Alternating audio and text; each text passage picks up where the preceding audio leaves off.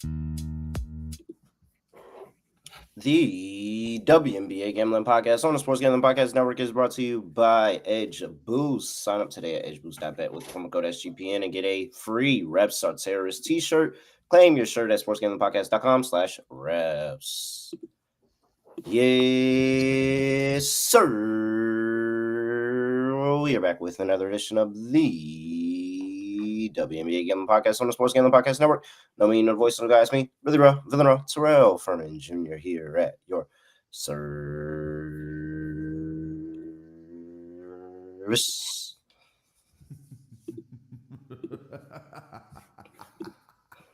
Whoa. Don't looky here, Scott. Remember we said the 3 locks in a row rule? I remember that. Pressure's on. We're at 2 locks in a row here.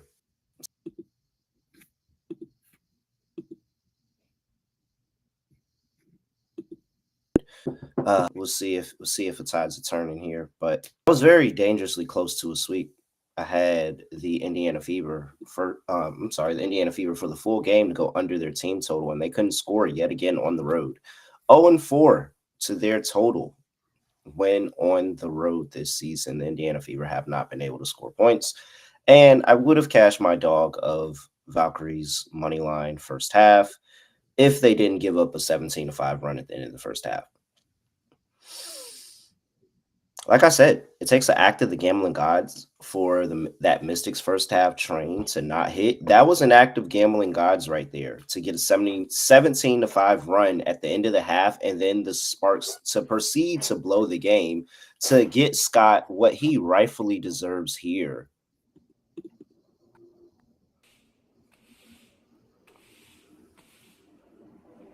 Yep.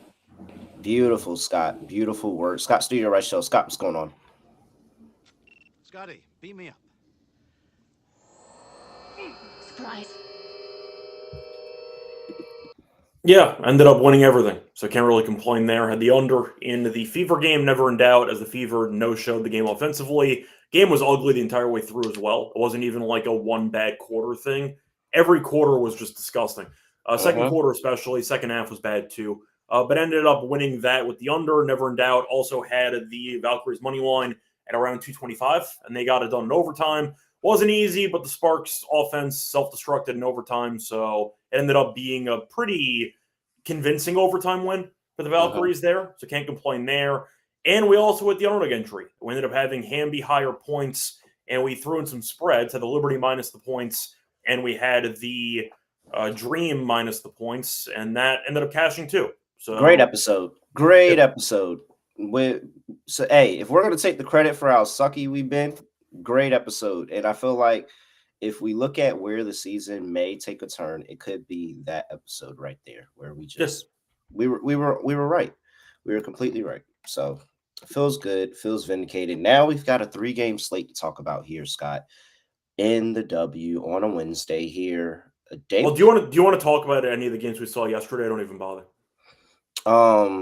I mean, it's not really. I feel like we kind of hit it. I mean, the Indiana Fever can't score on the road. I mean, regardless of what their situation has been this season, they've been unable to score points on the road. And 58 points in a game is just that's absurd. You didn't get to 60. You didn't even get to 60. Like, it's just absurd. You can't go scoring less than 60 points in a game. And I mean, it was ugly. Like, the only thing that is worth talking about is the fact that the interview with Coco Gauff. Yeah, the interview with Coco Gauff was hilarious. There were multiple points. They told a Kobe story for like 8 possessions during the game. They did. Yeah. So I mean, the only thing of those 3 games to talk about is the fact that we were completely right on the Golden State Valkyrie, and I won't let anybody tell me wrong. I said it since last year. And they're still winning. Yes, they haven't had their closer. Like, she's supposed to be the person that takes the last shot. And Janelle Salon has been amazing. I came out here and said Janelle Salon over 10.5 points. She had 21, or I think it was 21. Yeah. So, like, I feel completely vindicated in the Golden State Valkyrie. And like I said, this train is not stopping. I'm just only upset that I have to wait until Saturday to bet them again. They've been really good, but I do want to ask you, kind of as the last point, Angel Reese played well. She was the only player on the entire team to play well for the Sky last night. And shout out to her. Yeah. Oh, I was just saying, shout out to her. She catches a lot of flack, and she had a really, really good game against defending champions. That's what I just said. No. I was just adding shout outs. Okay. I said shout out. Yeah, because everyone else was terrible. I'll tell you who looked really bad. It doesn't matter because the entire team was awful. Vandalitha looks horrific. Just throwing it out there on a separate note. She looks awful out there. But anyway, point is, I have to ask because Reese had a good game. They still got blown out. Yes, it is the Liberty, and that team's really, really good. Are the Sky officially the worst team in the league now? Man, are we at that point? The Wings are 1-9. The Sun actually have 2 wins. They might actually be out of it. I don't know why. I don't know. Like the Sun, the Wings, and the Sky, it's like this Rolodex that they just keep. Yeah. Every time they try to outdo each other of who can look worse in a game. Yep.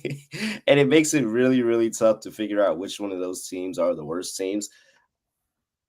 I think it might be the Sky. I think it is the Sky. The Sun aren't good, but they did win 2 games, which I cannot say the same about for some of the other teams we've talked about, mostly Dallas. But I watched the eye test, especially without Vandersloot now. I think they are worst. They're really, really bad. Also, you have to add that Wings team lost to the Sky twice. I know. That's why the Sky, you could argue, is...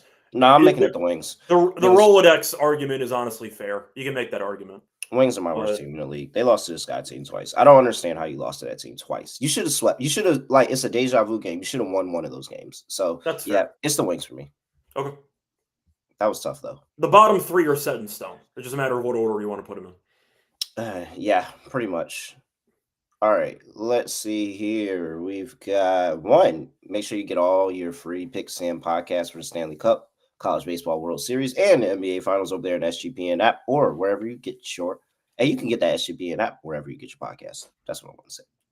Hey, let's get into it. First game on the docket here. We have all of these games tipping off at 10 p.m., Scott.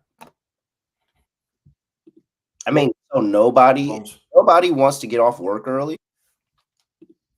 It's all West Coast. Like nobody, but I'm saying like they don't want, like, come on, give somebody the pleasure of getting off work early to go to a game. Mm-hmm. Like, please get. All right. It's WNBA. We're used to bad scheduling. It's cool. It's cool. All right.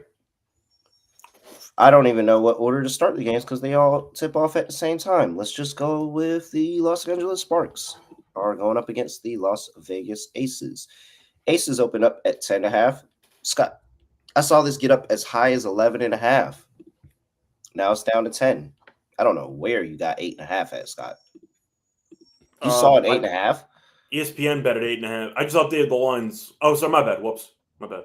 There are 2 separate Sparks Aces tabs that I've opened. My bad. Sorry. Oh, okay. I was like, what? And 9.5, sorry. Oh, you saw 9.5? I just updated the lines like 5 minutes ago. ESPN bet had 9.5. Oh, wow. All right. 9.5, 10. It's around there. 167, 166.5 total. I don't think it's an injury report for this, Scott. No. I don't think any. Let me pull it back up and double check here. Still have no Brink, still have no Burrell, and Parker Tyus is still out, but nothing new. Yeah. All right. And no. Yeah, no, that's another team. I'm sorry. That's another team. All right. Yep, we're good to go here. Okay. I mean, despite how the first game went, it's not changing my thoughts on the series for this matchup because the Sparks team gets up for this game. Yeah, it hasn't worked out. Yeah, the Sparks might be towards the bottom half of the league. But so are the Aces right now, too, believe it or not. They're not very good. Yeah. You look at what these 2 teams are doing defensively, and they are both 2 of the bottom 5 teams in the league, along with the 3 teams that we couldn't tell you which one of them was the worst team of the league. Add the Sparks and the Aces, and all 5 of those teams are the worst defensive teams in the league right now. Mm-hmm. And so with that, It's really hard for me to lay double digits with the Aces, and I just don't know, one, how they're getting stops. Two, the offense is very inconsistent. I know what I know from this series. Asia Wilson's going to have a good game. Dearica Hamby's going to have a good game. They may possibly cancel each other out a little bit. But the thing is here, the Aces can't get stops. They cannot get stops. They can't get stops. They can't get stops. They cannot get stops. You can't lay double digits and you can't get stops. There's nothing I'm interested here betting the Aces side of ball. Give me the Sparks all the way. I guess the counterpoint I'll make, though, is can you lay double digits if both teams can't stop anybody? Yeah, because then it's just going to be high scoring, up and down, up and down. Yeah, we saw that in the first meeting. You saw the Aces win by 15. The game flew over. I like the over in the game. I feel like, once again, if you want to go for sides, you can. The over is my favorite play. The Sparks can't guard anyone. We know that the Aces can't guard anybody either. But I think the Aces have more talent. And yes, it has not really worked out. The Jewel Lloyd experiment so far has been really underwhelming. Then again, Plum's time in LA hasn't been great either. But you're looking at just two teams that are a mess defensively, and I'll back that. So give me the over in the game. I just see a bunch of points. 166.5. They had 170 and change in the first game. I'll go with the over. So I'll combat that with, I will narrow it down even more. Just give me the first half total. I don't even want the full game because the Sparks have, and that's the only concern for the Sparks and that's why I like getting the 10 points, because if they have a lead, they can blow it and still cover it. But the Sparks have looked horrible in the second half of games. Yep. That's a major reason why they're 3-7 right now, is because they looked horrible in the second half of games.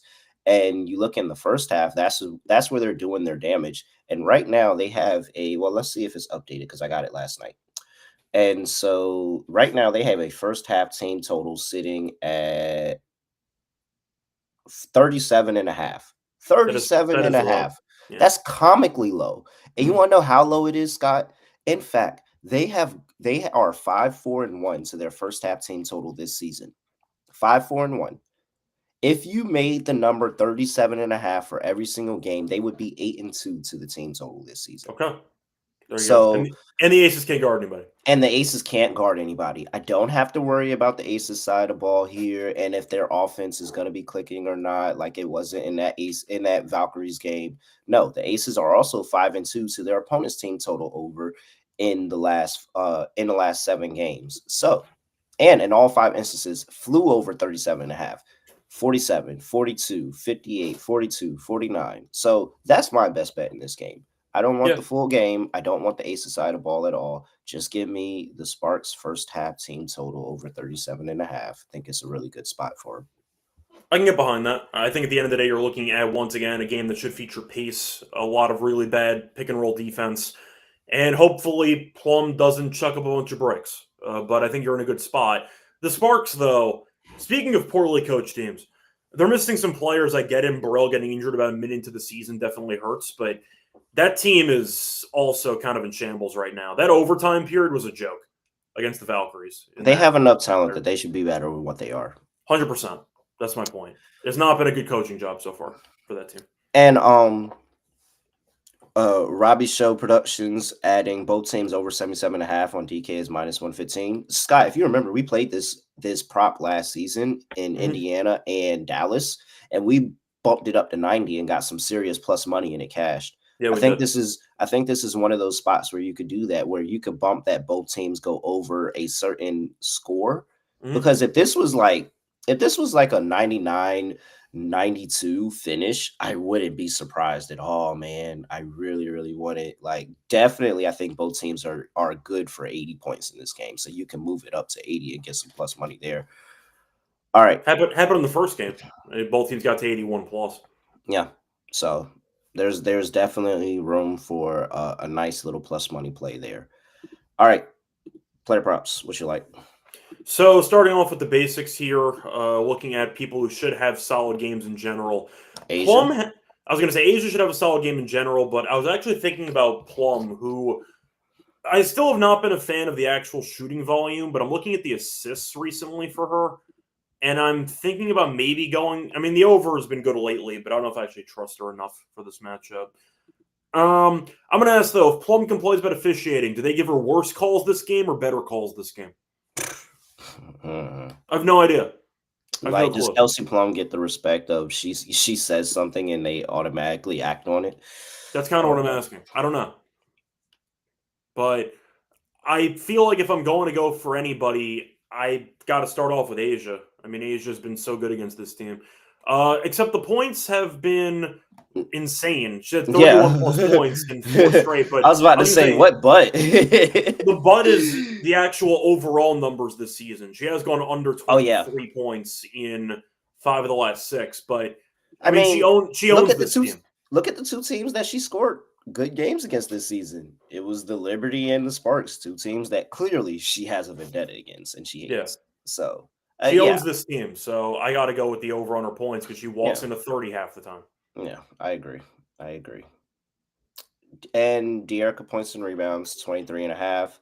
She's been very, very good against the Sparks. Maybe you might want to add the assist in there. I'll pull up the PRA stats too. But points and rebounds has been 38, 28, 42, 24, 24. She's had a double-double in 4 straight games against the Aces here. Her former team, all the media and news behind everything going on in her lawsuit and all of that against the Aces. She goes off against this team. And it's honestly because Asia's playing rim protection that she's going up against Kia Stokes and taking advantage of matchups. She's running the floor. Like, she just gets it done. So De'Arica over 23.5 points and rebounds feels like yet another good play for her. I'm fine with just the rebounds. It's 7.5 at plus money. That's at plus 102. She's had at least 8 and 3 the last 4. She's had at least 9 rebounds in 5 straight against the Aces. 10 plus rebounds in 4 straight. So if you want to go for the double-double, you can get that at 260, which I think is a very good price. I don't mind the double-double shot there with Hamby. If you want to go just for the rebounds, by the way, a 9.5, 260. It's the same price. I'm fine with that, but I, of course, prefer the rebounds because you don't need the points. She'll get the points anyway, but why would you bother if you're in the same price just for rebounds alone? The Aces are actually terrible at rebounding. They're the worst team in the league at rebounds per game. So give me Hamby double-double. Which is crazy. Yeah. Which is crazy because you know who's also bottom in the league in rebounding as well? The Sparks? Liberty. Oh. Yeah. Liberty are a horrible rebounding team. It's actually funny. I think it was a double-digit rebounding margin for the Sky last night, and they still got blown out. I turned the ball over like 15 times in the first half, and it's like, all right, well, this a joke and a half. But yeah, once again, the Aces just aren't rebounding, and Hamby's been good. So I don't mind Hamby over 9.5 rebounds at plus 260.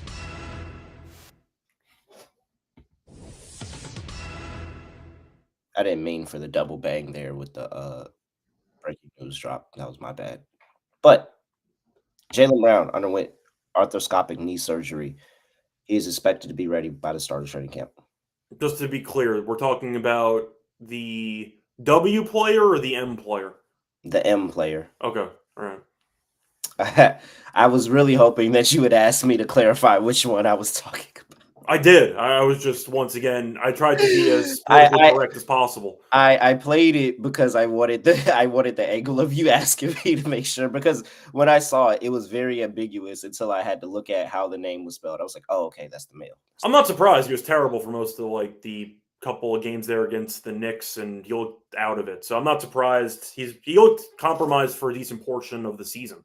That's why he had a bad year. But yeah, once again, all right. I still find it weird that so many players will get surgery. Like Edie got surgery a week ago or two. Didn't your season end like a month ago? Like what are you waiting for? You got to weigh your options for a month. Maybe it's a swelling thing, and you got to wait for the swelling to go down. Like some of those injuries, you got to wait. Yeah, some of those injuries you got to wait, like swelling and stuff, to go down. Then you can have surgery. So maybe it's that. I don't know exactly what Edie's problem is, but because like Darius Garland just had surgery and he may potentially miss the start of the season, it sounds like. So I don't know. Maybe it's something like that. Or maybe people are stupid. It could be both. Either way. So there you go for Jaylen Brown. Anything else on this game in terms of props? We haven't talked about. I mean, I saw Jewel at 10.5. I just don't know if you want to bother. It's disrespectful for her reputation, but it's been a rough go of it so far for Jewel. But such a low number. At some point, they're going to figure it out. At some point, they're gonna figure it out, and they're gonna understand that, hey, we gotta just give her the ball and get out the way sometimes, guys. Just like we do it with Asia. We have another person that we could just give them the ball and get out the way. And unfortunately, that doesn't seem to be Becky's game plan. She wants her to stand in the corner. She wants her to be there and be ready to hit a three. And Plum was okay with doing that. Jewel's not okay with doing that. And it's clearly affecting her game. And I don't think it's anything against Jewel Lloyd. But this plan that Becky has for them is not working offensively. And they just need to go to the, hey, give Jewel the ball, get out the way. Let her go to I think you're giving Becky more, even with the criticisms of her plan, I think you're still giving her more credit than she deserves. Are we sure that she has a plan? Just throwing it out there. Like, I don't know what they're doing on both sides of the ball. It's one thing if you're a good offensive team and you're going to struggle defensively. Like, some teams will just sacrifice defense to outscore. But the offense has been a mess recently, and you gave up 90-plus points to the Valkyries. Like, what were you working on this offseason? You had months to prepare something. Yeah. So that's where I'm at. We're saying the same thing. I'm just being harsher about it because you had months. No, yeah. No, I agree. And you're viewed as being an inner circle elite coach who won multiple championships who has basically not been carried by her players, allegedly. I'll push back on that a little bit. That's all I'm saying. I think she had a hell of a roster. So. Yeah. There's no reason they should be this bad. Like, they're really bad. It's inexcusable from Becky Hammond. Yeah, absolutely. All right, Jackie Young, last 4 games against Sparks, 3 threes, 2 threes, 3 threes, 4 threes. 1.5 is minus 150. Scott, think we can get 3? I think we can. I mean, we're picking the Aces to probably score 90 in this game. So plus 210. Plus 210 for 3. It's a good price. Yeah, Jackie. And Jackie's prop, like, it'll be at 2.5 threes. It's just because the offense is so bad right now. It's so the offense is so bad that, and I think this is possibly the game where you go have that big SGP and you throw in your Aces players and they have a good day for a day. I don't know long term what the offense looks like. It's really, really bad right now. I walked back everything I said about the Aces. They got to kind of have to. I mean, they've earned being walked back upon. They're terrible. Yeah. It's too many. It's been too many games at this point. Yep. I can give you a couple, but it's been too many games at this point. So now I need them to prove it to me. Fading them until otherwise. I don't remember if they were down 40 at one point to the Valkyries, but it felt like 40, like 37 maybe. And I felt so vindicated in the Valkyries in that moment. So vindicated. Edge Boost is the first ever bank account built for bettors, ensuring all gambling transactions are approved. No use fees, no minimums, earn cashback rewards. 100% approval for all betting deposits. Sign up today at edgeboost.bet with promo code SGPN. Last week to claim a free Refs of Terrorists t-shirt, go to sportsgamblingpodcast.com/refs to claim your shirt. All you have to do is sign up for Edge Boost. All right. Also sponsored by Circa Resort and Casino in Las Vegas, giving away the ultimate fantasy football experience for a 12-team league to draft in Vegas and be treated like VIPs during their stay. You'll get a limo ride from the airport, and you'll get a $5,000 tab at Stadium Swim. If you haven't seen Stadium Swim, just imagine big bar screen, huge bar screen, pools, everything you can want there.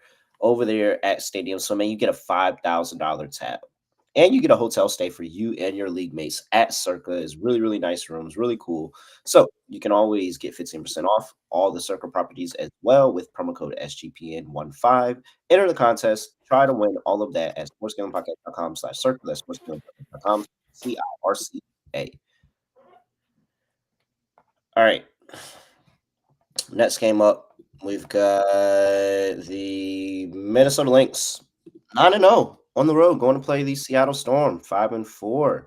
By the way, we gotta pat ourselves on the back real quick because I know when the season started talking about win totals, I think we said the Lynx might start off like 13-0, and they're 9-0. So they were not a very good ATS. I'll point that out. But for the win totals, we did say they might be winning like a bunch of games. To start.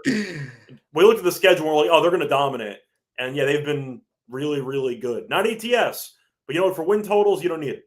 So yeah, you're right. There you go. They were laying 4.5. That is down to 3.5 now. 156.5 is the total. So this was at 4 when we started, 4.5 when we started, Scott. It's down to 3.5 in some shops here. And I understand because you just went ahead and hit it right there. The Lynx have been horrible ATS this season to be a 9-0 team. Like, that's the night and day difference between them and the Liberty. Now, and it's crazy because I think the Lynx have actually played an easier schedule. And the Lynx are 4-5 ATS this season. But they're 9-0. They're like the Thunder on the road in the playoffs.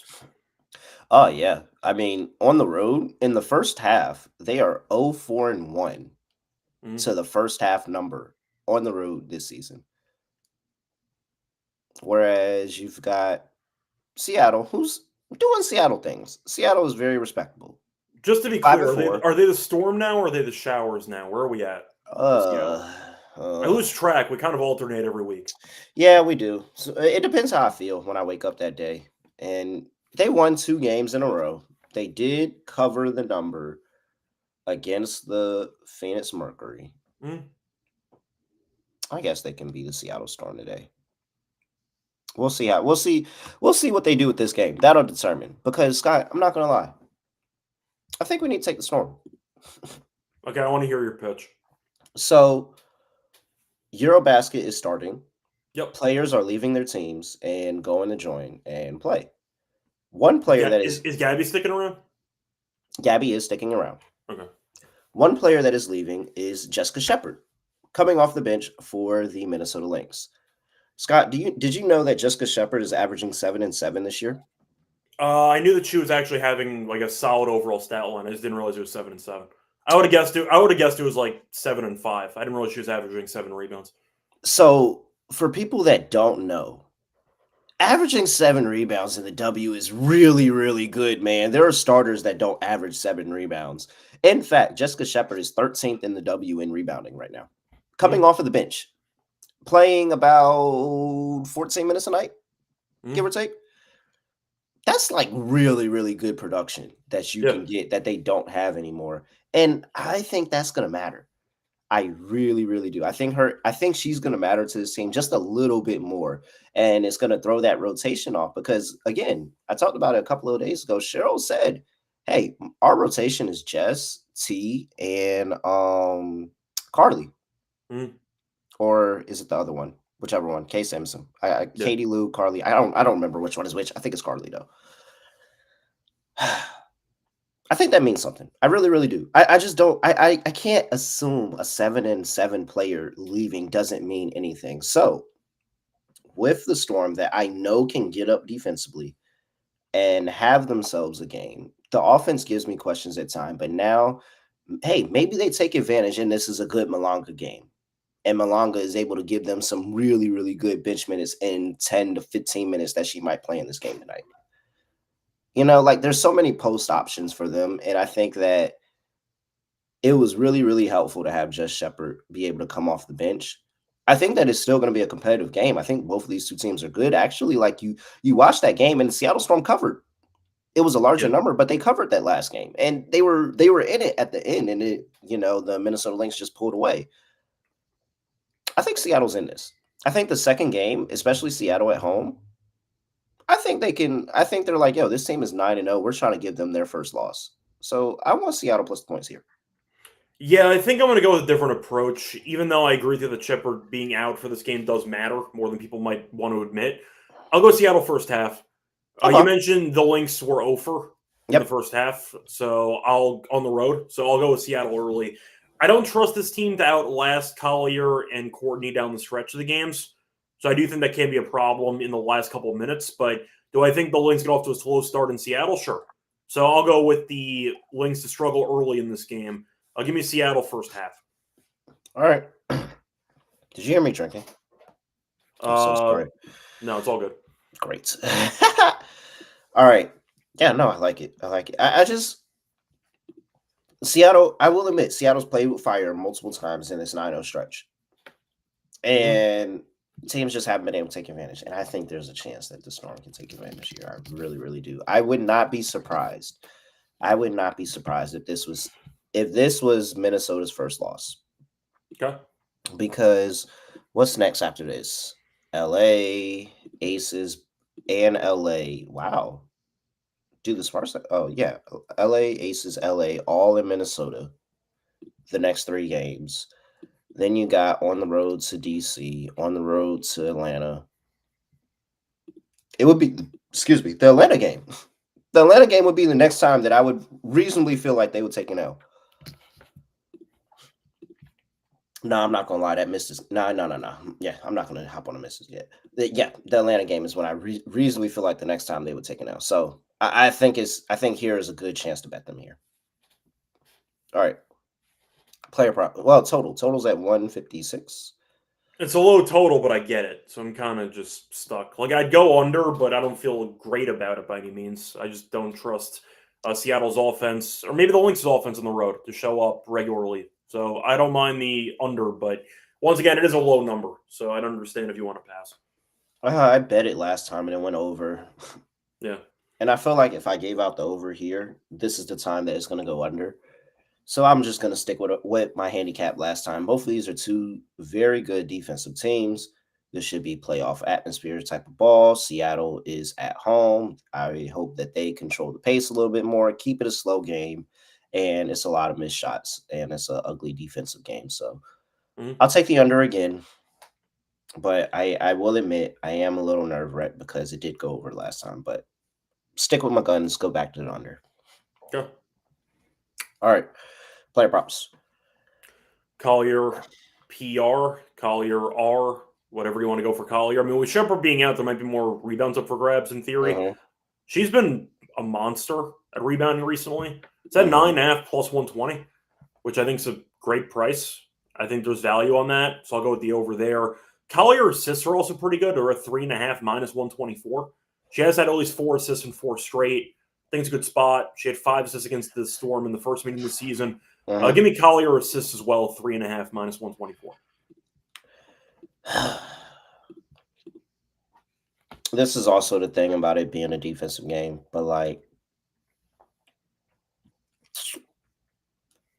how do we get away from betting Gabby? Do you want to? At some point, Gabby has to have a bad game again. I'm just happy she's playing well. Ah, dude, she's playing so well. Do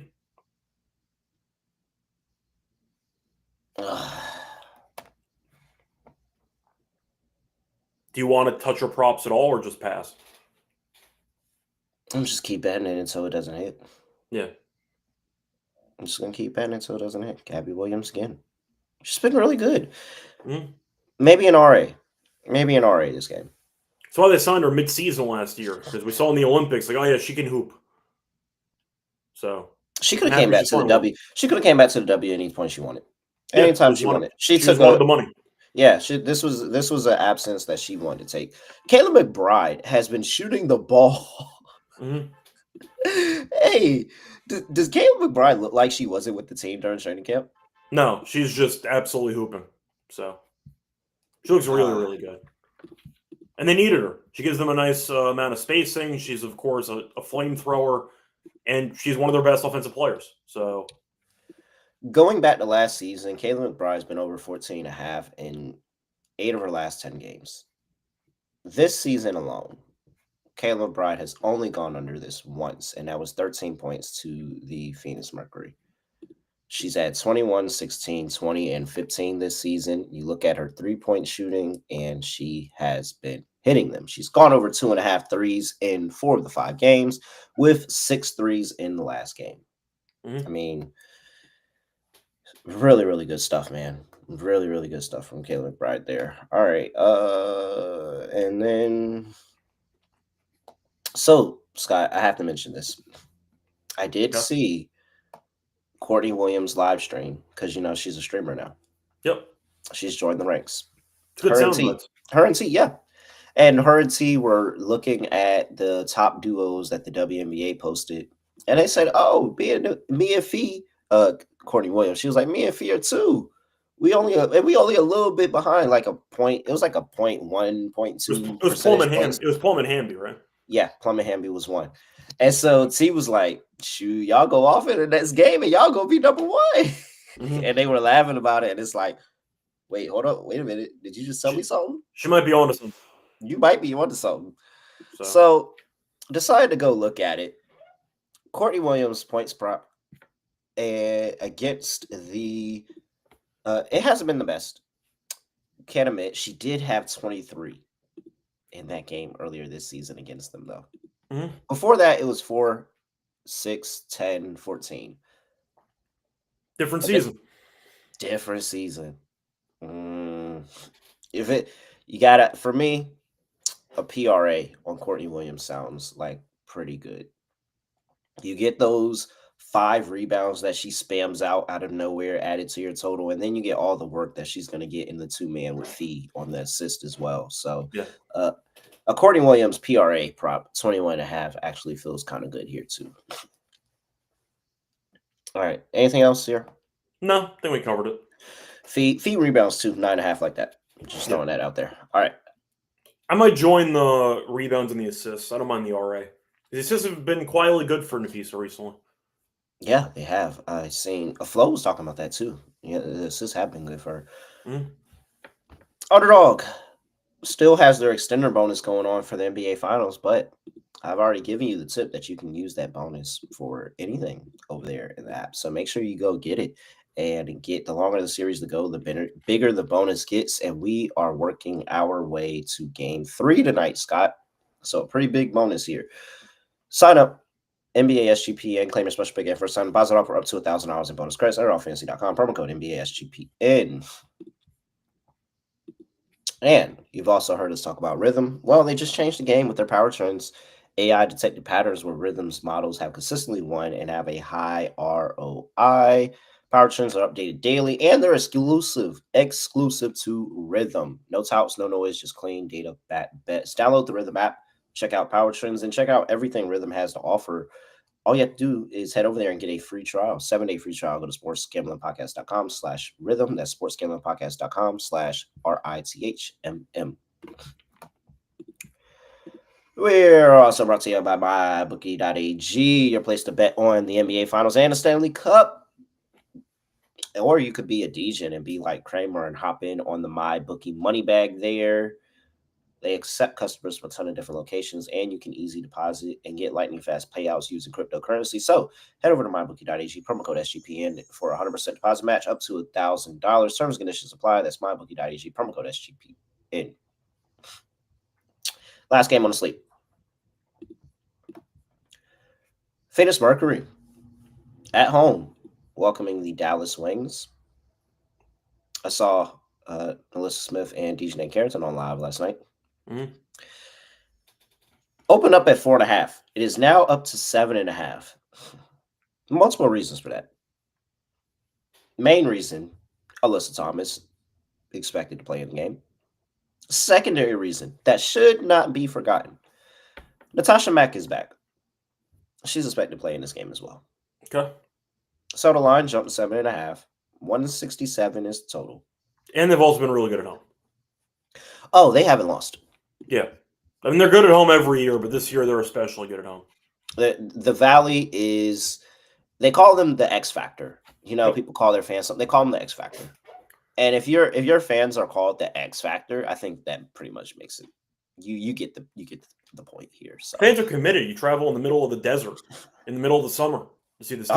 Yeah, dude, what? I didn't even think about that. You have to watch every single game in the heat of all heat. Like for the Suns, at least the season ends. I mean, unless they make a deep playoff run, I mean, they usually end in spring. You're traveling in the heat of the desert to see this team play. Yeah. 4-0. They are straight up at home this season. Have not lost. 5-5 against the spread, 2-2 at home. Dallas Wings, not good. 3-7 against the spread. And they've been catching a good amount of points in a lot of these games. But better on the road, 2-1 as a road dog.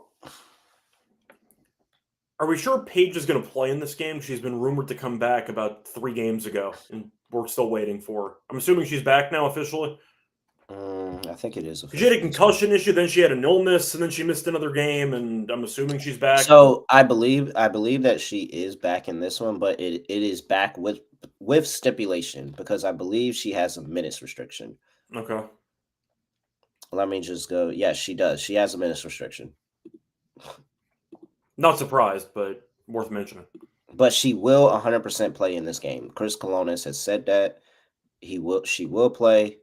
And she will not have a minutes restriction. So it looks like she's good to go. She's 100% good to go. The Ty Harris thing, Ty Harris is out for the rest of the season. Add that into that. But she practiced on Tuesday. Yep. So we got a practice on Tuesday. And after that practice, he announced that she's good to go. We'll play, no minutes restriction. So we do have a full Paige Beckers playing in this game. Mm-hmm.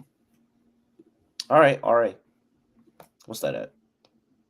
Well, let's get to the game before but I've already as soon as I say that she's 100% good to go, RA immediately popped in my head.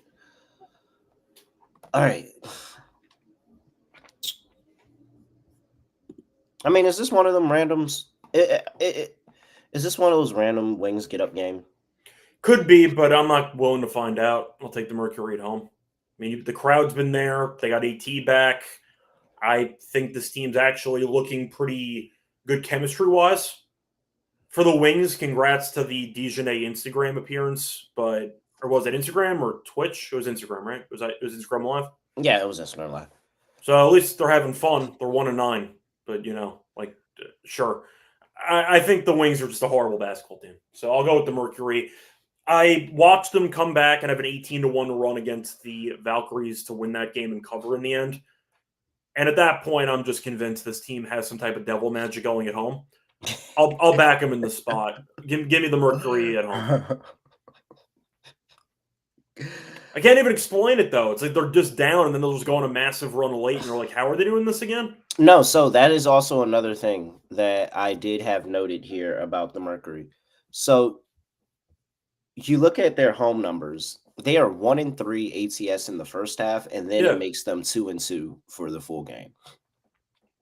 So if there is ever a spot that if you want to take a flyer on Dallas, do it early. Because we've seen enough of the Mercury to know that they're going to kind of lock in towards the second half of this game and make it happen. And we've seen enough of the Dallas Wings to know that they'll do anything in the second half to blow a game. Yep. Are you pitching a Wings first half, Mercury full game?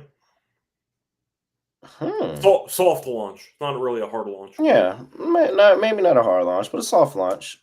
Very soft launch in there. That sounds good. I like it. And then I just don't trust. I don't trust the Wings play any defense. They never do.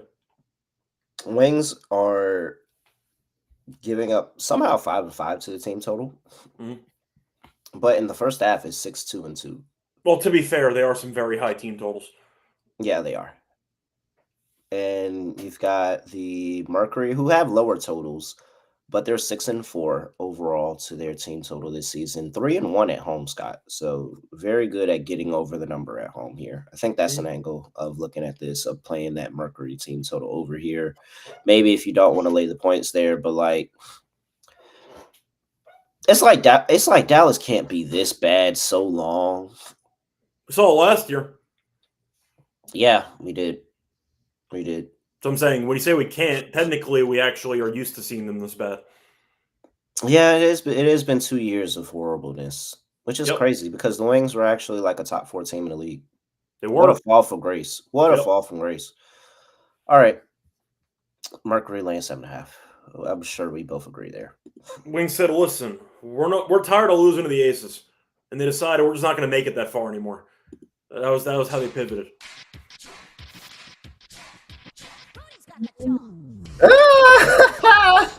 We don't want to lose to the Aces anymore, so we're not even going to make playoffs. Pretty much. Yeah, we already know where this is going, so they just decided to go on vacation early.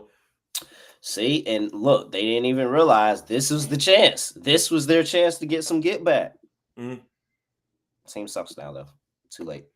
167. I'm honestly torn because the Mercury actually can play good defense, but the Wings don't guard anyone. Yeah, it's simple. Wings team total. Yeah. Wings team total under. Mercury team total over. Yeah, and then let the end total fall where it may at that point. All right, player props. Yes, I'm running AT assists back in the first game. Duh. Mm-hmm. What? I miss my dog.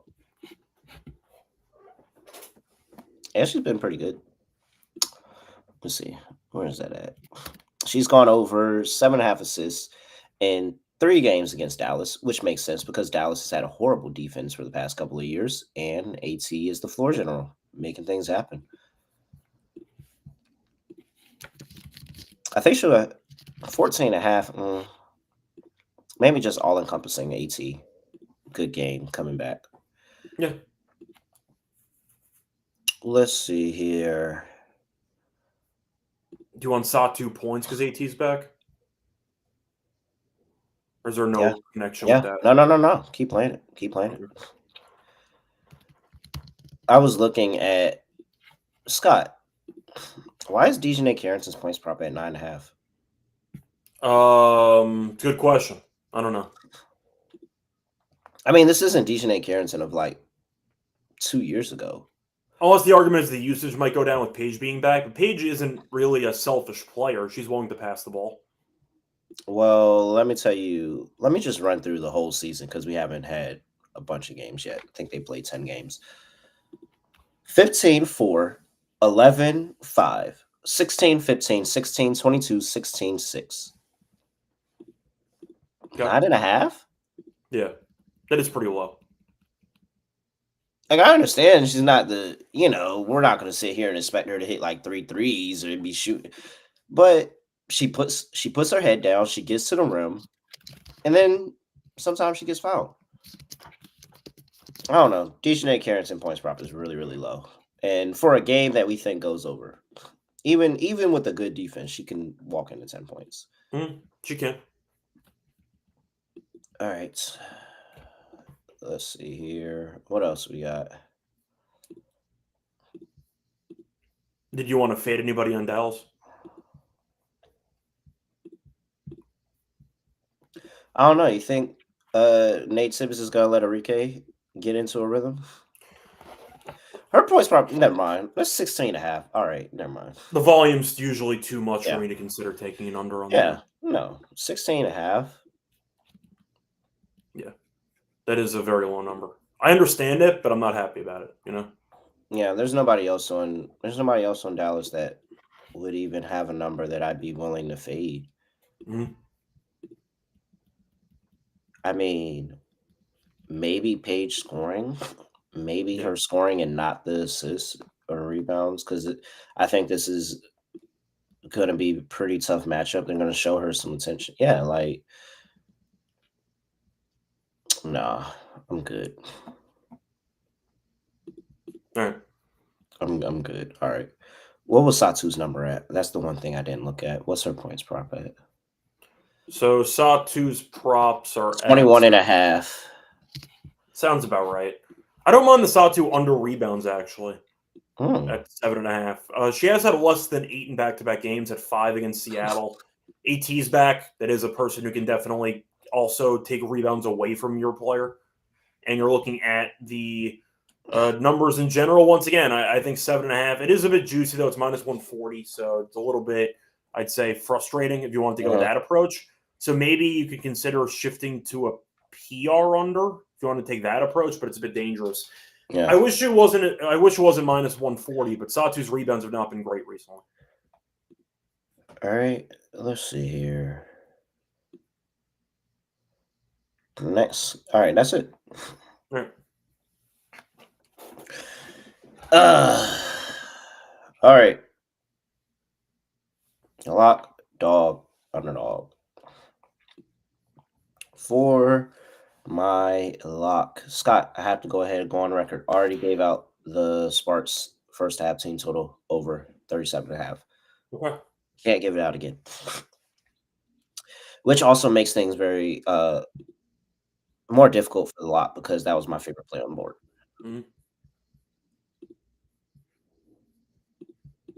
I'm really looking at Seattle. I do like the first half angle. They're at home. They lost to them otherwise. And Minnesota's over right now. But there's a push in there, and maybe that push is great as a win. And that also makes me feel better if they already got that one win because then it's like a complete fade again. Yeah, sure. I like it. You mentioned it. We both were on the same side, but you mentioned it, but I'm going to play it. Give me the Seattle Storm first half plus 2.5. Okay. Dog. Let's play that. Let's play that both teams to score X amount of points bet. You want to go for 80? Let's see what that pays. Hold on, I'm pulling it up. It's on DraftKings. Game props. Oh, where is it? Team props. No, it's team props. Go on the team props, and then 80 is plus 155, Scott. 80 and a half. Well, no. 80 and a half is plus 155. I can get 82 and a half at plus 215. What was the score last game? 96-81. 81. Okay, so the 80 and a half is exactly what I was. All right, let's go with it. They've gone, and both teams have scored at least 81 points in 4 of the last 5 matchups between the two teams. Mike could ladder this. I think this is a fun little ladder. This is a fun ladder because both teams to score 85 is 3-1. If they I don't even have a number on 90. I don't even have a number on 90. The highest I can go is 87 and a half for plus. I was going to say we're picking basically a track meet anyway, so you have a. This is a fun ladder. This is a fun ladder. I'm gonna ladder this, but I will start and make my dog over 80 and a half. Both teams to score in the Los Angeles Sparks and the Las Vegas Aces game. Both teams to score 80 and a half plus 155. That's my dog. Lock Seattle Storm plus 2.5 in the first half. Scott, it's over to you. All right. For my lock, give me fee. I'll take the over 3.5 assists at minus 122. It's a great price shopping around. Storm been really bad preventing forwards from getting assists. They're actually allowing the 4th most assists per game to opposing forwards. I think it's a good spot for Collier. She had 5 against them in the meeting about 2 weeks ago, and she has had at least 4 assists in 4 straight games. I think it's a good spot. She's going to be on the court the entire time anyway. Game should be close based on the spread. So give me Collier over 3.5 assists at minus 122 as my lock. For my dog, I will go with the Alta line on Hamby rebounds because she has been great against this team, historically speaking. You can get the double-double if you want to, or the 9.5 rebounds at about plus 260. Question is, she has had 9 against this team too. I can get 8.5 at plus 145 if I want it. But you know what? I'll swing for it. The fact is the Aces right now are the worst rebounding team in the league. They're allowing the 2nd most rebounds to opposing centers in the league. Give me Hamby over 9.5 rebounds at plus 260 as my dog. All right. Love it. Ooh, underdog. How are we playing underdog here? I mean, do you want to just run back fee and default Hamby rebounds, or you want to switch it up? I mean, that's a question for you. I don't have a play on either one of those two yet. I do like that. I do like the assists and the rebounds, though, so I actually don't mind running those 2 back. But then we're basically doubling down on me sweeping to have a shot at the underdog entry. You are very much... Well, not officially, because Hamby could finish with 8 rebounds or 9 rebounds, so we'd actually be alive in the underdog. And I just don't know. I think it's because I'm in North Carolina and this underdog has like the props. Mm-hmm. I mean the actual games, but I just cannot make a same game entry here. So I think for one, we haven't played Asia. So let's just go ahead and play Asia. Because that's a must play. That's a must play. And I want to make sure that I give an underdog entry that, the people can play. So we play Asia. We can go. Do we go AT or Satu? You want to go? We'll go AT. Why not? Wait. No, Scott. This is the Satu revenge game. We didn't even talk about that. This is the Satu revenge game. All right. We can go with that. You want to go points? We play Satu. 21.5 points. Yep. Okay. We play Satu. That's also that should be in ladder consideration. I'm so sorry. We should have mentioned it that this is the Satu revenge game. Is it a revenge game if she's in a better location? Yes, because I could have been looking like this for years, but it's your fault. Yeah. I mean, it wasn't like she wasn't hooping. The team just sucked. And then for a play in Minnesota and Seattle, we could go back to Collier if you would like there. I think it's a good matchup for Collier. Can I, because she's been so good with, wait, never mind. They don't have the option here. Never mind. Okay. Yeah, we'll just go with your assist. Right. Or unless you want to take the 8.5 rebounds. Is that 8.5? That's actually kind of crazy. 8.5, you are getting a better deal than the rest of the market. I'm fine. Everything else is at, everything else is at 9.5. And this we'll do 8.5 for the value. That's fine. All right. So here's the underdog lineup. Satu Sabli higher 21.5 points. Asia Wilson higher 24.5 points. And Nafisa Collier higher 8.5 rebounds. 6.48x, Scott. $100 gets you $648 over there at Underdog Fantasy. Make sure you use that promo code NBA SGPN. With that, anything else for people before we get up out of here, Scott? No, not really. Got an NBA game tonight, so we'll see if it's competitive or not. But either way, yeah, a lot of fun. Looking forward to the games tonight. Hopefully we end up sweeping and we move on. Scott, not gonna lie, I'm using the 60% standard bonus on WNBA. That's fine. I mean, we've been hitting these entries, so no reason to stop. Yeah. Yep. I'm using it on W. This one feels pretty solid. All right. He's at Rush Hour Radio, Matt Really __. Make sure you give us a follow on X. And if you're on X right now, head over to YouTube, give us a like on the video, comment, all of that stuff. If you're on YouTube, like the video on before you get up out of here. And with that, that is it. Hoping for more good days here in the WNBA Gambling Podcast. With that, nothing else to say, nothing else to do. No other way of ending the podcast. Just gonna like this. We are out of here.